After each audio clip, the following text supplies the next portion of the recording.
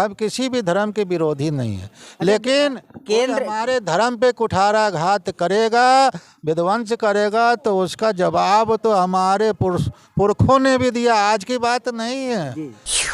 कितने यहाँ पे आए, आप लोगों ने सुना होगा कि आताताई जो थे 1.25 मन जनेऊ उतार करके आए जो दातन करते थे। उस समय जब राम का नाम लेने में प्रतिबंध नहीं लग सकता है तो ये कैसे लगा सकते, क्योंकि राम तो रोम रोम में बसे हैं, कण कण में बसे हैं, उसको कौन प्रतिबंध कर सकता है।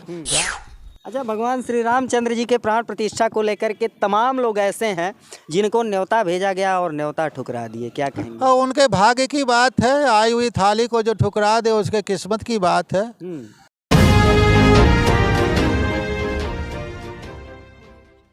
कैसे दीदार हुआ भगवान श्री रामचंद्र जी का? अरे वो कहने की बात नहीं, अनुभव की बात है। जैसे कोई गूंगा व्यक्ति रसगुल्ला खाए और उसका रस का जो अनुभव है, बस हमने ये देखा कि ऐसा वहाँ कोई भी नहीं होगा जिसको भगवान के प्राण प्रतिष्ठा के अवसर पर जो प्रभावित नहीं हुआ, तन से मन से हर तरह से।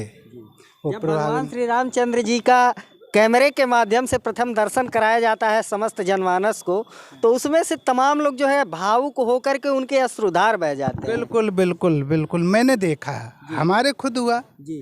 और हमारे आसपास सभी संत महापुरुष बड़े बड़े बैठे, पूज्य महाराज जी भी थे जी। हाँ, तो हर व्यक्ति पढ़ा हो लिखा हो, चाहे कोई सन्यासी हो, चाहे कोई सदग्रस्त हो, चाहे कोई सरकारी तंत्र का व्यक्ति हो, और वहाँ जितने भी ड्यूटी में लोग थे उन सब सुरक्षाकर्मी हमारे, वो सब भी, और आप सब भाई लोग भी दिखा रहे थे सबको, लेकिन आप भी गदगद हो रहे थे, ये हमने देखा है वहाँ। तो बड़े ही सबके सौभाग्य की बात है। ये भारतवर्ष नहीं, विश्व वर्ष हो गया है। सबके बड़े भारी जो है ये समय था। अच्छा, मुख्य रूप से श्रेय किसे देंगे? मुख्य रूप से तो श्रेय सबको ये है, जो ग्रामीण लोग, जब उस समय आंदोलन शुरू हुआ था, उस समय बड़े बड़े लोग नहीं, गांव के छोटे छोटे लोग, गरीब लोग हैं, वो लोग दौड़ दौड़ के कूद कूद करके जो है भावापन्न होकर के, भावावेश में होकर के जब वो आंदोलन को जाते थे, तो हमको लगता है कि सबसे बड़ा योगदान उन लोगों का है। यदि वो इस तरह से जो है अपना वो ना दिखाते तो जो ऊपर वाले प्रभावित ना होते, और वर्तमान सरकार का भी बहुत बड़ा योगदान है। 6 दिसंबर 1992 याद आता है कुछ? वो हम लोगों को याद आता है कि हम लोगों ने देखा है, हम लोग गए हैं वहाँ, उस समय कैसी परिस्थिति थी। एक कदम आगे बढ़ना बड़ा कठिन होता था, जैसे हिमालय पे चढ़ना, इस तरह की जो है उस समय की जो सरकार थी, उत्तर प्रदेश सरकार, और ऊपर भी जो भी, तो किसी तरह से आगे बढ़ने के लिए तमाम राजनीतिक दलों का ये कहना है कि भाजपा का इवेंट था, भाजपा का कार्यक्रम था। भगवान श्री रामचंद्र जी के मंदिर उद्घाटन को लेकर के भाजपा जो है वोट बैंक कर रही है। भाई देखो, जो शादी कराता है उसको तो श्रेय जाता है, उसको अलग से लोग जो है गिफ्ट देते हैं, है कि नहीं है? अर्थात भाजपा को जो है अगुआ के रूप में देखा जाए। अब देखना ही चाहिए, बिल्कुल देखना चाहिए, उसमें तो कोई गलत नहीं है, तो देखना ही चाहिए। चलिए महाराज जी से और जानते हैं, इनसे बातचीत करते हैं। महाराज जी, आप भी अयोध्या में थे? जी जी जी, मैं भी था। क्या अनुभूति हो रही थी? अरे अनुभूति तो यही हो रही थी जो रामायण में हम लोग पढ़ते हैं, जो त्रेता युग में जो अयोध्या थी वो आज है जो साकार रूप में हम लोगों को वहाँ पे दर्शन प्राप्त हो रहा है। प्रतिवर्ष आप लोग अयोध्या में जाते हैं, जैसा आपने बताया कि चतुर्मास का जो समय होता है तो अयोध्या में ज़्यादा समय आप लोग व्यतीत करते हैं। पहले की अयोध्या कैसी थी? पहले की अयोध्या बिना रामलला के जो आज मंदिर में स्थापना हुआ है मूर्ति का, उसके बगैर पूरी अयोध्या सुनी सुनी सी लगती थी, अधूरा लगता था। अयोध्या जाते तो थे क्योंकि अयोध्या पूरी है, आदि अनादि काल से लोग जा रहे हैं, लेकिन कुछ इधर सैकड़ों वर्षों से जो ये द्वंद्व चल रहा था, इसके बीच में बिना राम लला के मंदिर के बगैर है जो अयोध्या सुनी सुनी सी लगती थी। मन उदास हो जाता था कि अयोध्या गए और भगवान राम के दर्शन नहीं हुए, तो मन में एक है जो दुख होता था, उदासी आ जाती थी। वो आज उदासी खत्म हो गई है। अगला पड़ाव क्या होगा आप लोगों का? अगला पर आओ तो हम लोगों का सनातन धर्म तो है ये जय जयकार हो और तमाम लोग ये कहते हैं कि ये अभी झांकी थी, मथुरा काशी अभी बाकी है। ये कभी लोगों का है जो है बोलते हैं, लेकिन जो काशी में भी जो इस समय जो ज्वलंत चल रही है ज्ञानवापी का मुद्दा चल रहा है। का जो रिपोर्ट आया और जो चल रहा है वो सबसे ये प्रतीत होता है कि हमारे सनातन धर्म पे है जो जो समय के शासनकर्ता थे कुठाराघात किया। तो कुठाराघात किया वो ठीक नहीं था, आज वो सब ठीक हो रहा है। लगता है कि ठीक हो जाएगा। ठीक होना ही है ये, और ये भगवान की कृपा है। सत्य परेशान हो सकता है लेकिन सत्य हार नहीं सकता, सत्य की हमेशा ही जीत होगी। अच्छा, भगवान श्री रामचंद्र जी के प्राण प्रतिष्ठा को लेकर के तमाम लोग ऐसे हैं जिनको न्योता भेजा गया और न्योता ठुकरा दिए, क्या कहेंगे? और उनके भाग्य की बात है, आई हुई थाली को जो ठुकरा दे उसके किस्मत की बात है। भगवान राम तो सबके हैं, पूरे विश्व के, पूरे ब्रह्मांड के हैं। भगवान राम के प्रति अगर श्रद्धा नहीं है तो फिर उसका जीवन अधूरा है, व्यर्थ है मनुष्य जीवन प्राप्त करना।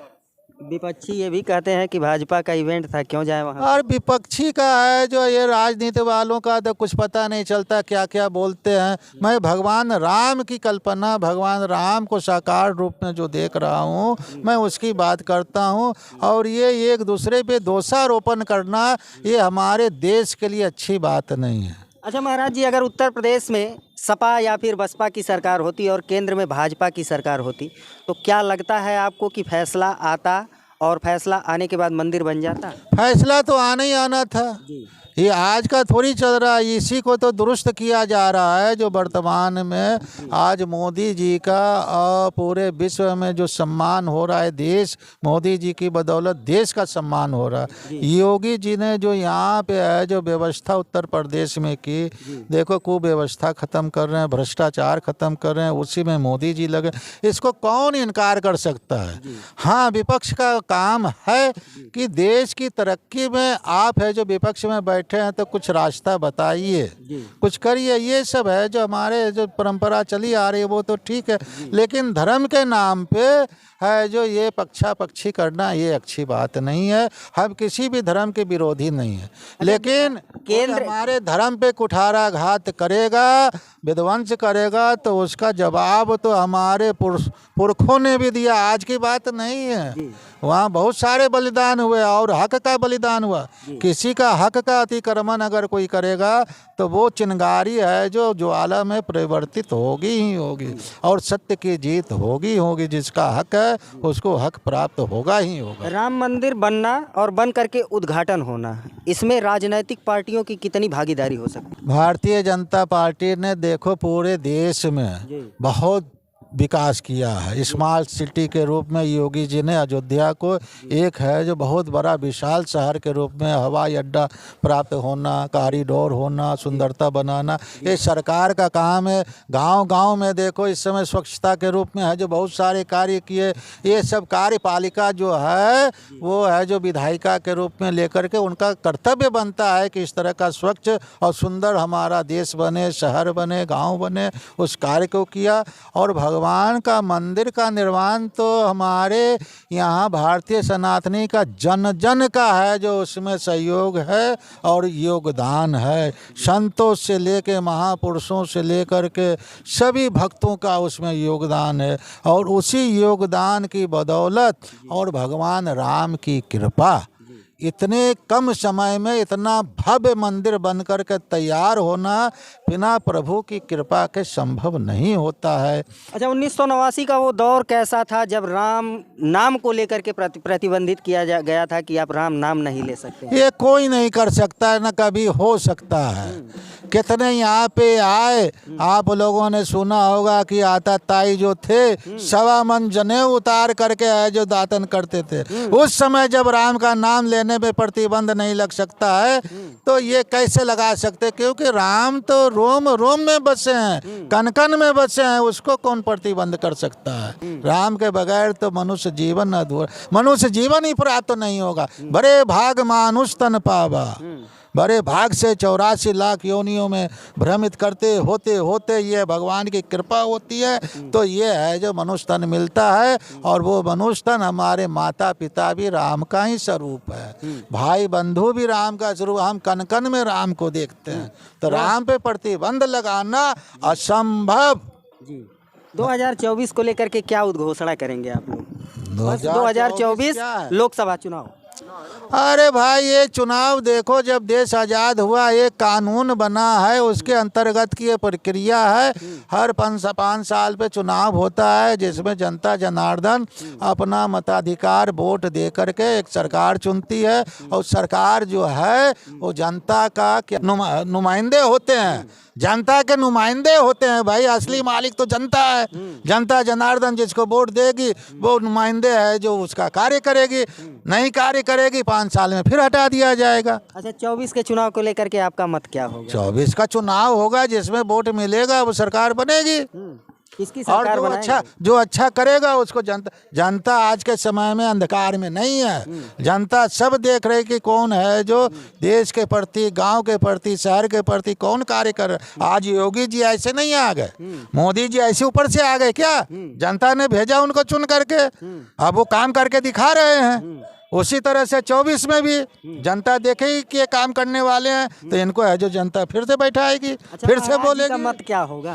है महाराज जी का मत जो हमारे सनातन का, देश की सेवा करेगा, विश्व का कल्याण करेगा, विश्व में हमारे देश को सर्वोच्च पे ले जाएगा, हम उसी के साथ हैं। जी हमने कहा जो अच्छा करेगा उसको है जो जनता वोट देगी, हम भी उसको वोट देंगे। वो सरकार में आएंगे नुमाइंदे के रूप में, अच्छे कार्य करेंगे, फिर मौका देंगे। इतना बता सकते हैं कि ग्राउंड पे काम किसका दिख रहा है? ग्राउंड पे तो महाराज आप खुद देख रहे हैं, आप हमसे ज्यादा जानते हैं, आप जन जन तक पहुंचते। 370 किसने खत्म किया? योगी जी की परंपरा देखिए, उनके गुरुजी महंत अवैधनाथ जी महाराज, उनके गुरुजी महाराज, सब लोग सनातन धर्म से जुड़े रहे और सब लोग जनता की सेवा कर रहे हैं। ये जो ये क्षेत्र है योगी जी का क्षेत्र है। गोरखपुर कितनी दूर है? 30-35 किलोमीटर, तो उन्हीं का क्षेत्र है। आज उनके है जो राज्य में सब लोग सुखी हैं, सब लोग है जो निर्भय हैं। नहीं तो यही समय होता था कि है जो अंधेरा होने पे लोग घर से बाहर नहीं निकलते थे। क्या इस चीज़ को लोग भुला सकते हैं क्या?